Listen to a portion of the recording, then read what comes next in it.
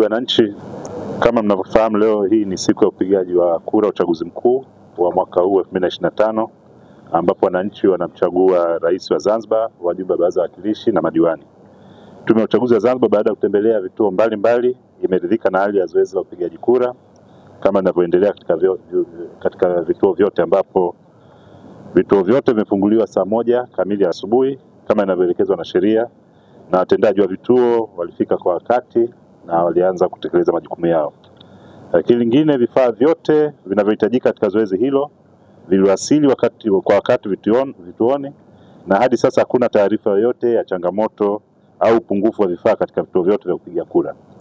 Hakuna mpiga kura yeyote aliyofika kituoni na akakosa fursa yake ya kupiga kura. Tatu, tume imewaruhusu mawakala wa vyama vya siasa kuwemo katika vituo vya kupiga kura.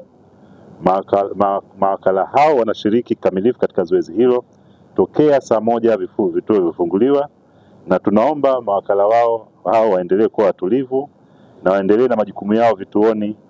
Aidha, tunao vile waangalizi wa uchaguzi wa ndani na wale wa kimataifa, na wanaendelea kufanya shughuli zao za uangalizi wa uchaguzi katika wilaya zote za Zanzibar, na tunawataka waendelee kusimamia uangalizi huo kwa maadili.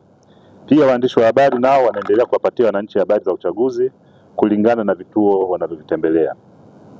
La 4, nawapongeza wananchi wote wa Zanzibar kwa kujitokeza kwao kwa wingi na kwa amani na kwa utulivu, huku wakizingatia taratibu zote zilizowekwa na tume.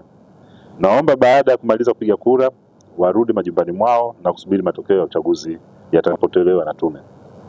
La mwisho, tunawashukuru wadau wote kwa kutoa mashirikiano yao kwa tume, na wito wangu kwa Wazanzibari wote kuwa watulivu na kudumisha amani ya nchi iliyopo.